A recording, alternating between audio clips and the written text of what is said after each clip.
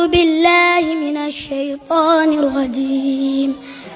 ولا تشتروا بعهد الله ثمنا قليلا إنما عند الله هو خير لكم إن كنتم تعلمون.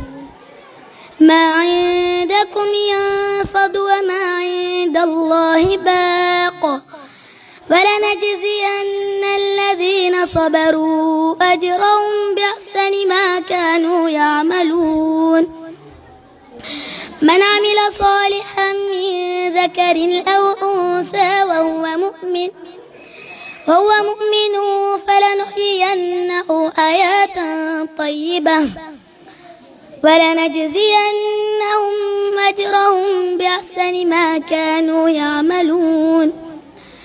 فإذا قرأت القرآن فاستعذ بالله من الشيطان الرجيم إنه ليس له سلطان على الذين آمنوا وعلى ربهم يتوكلون.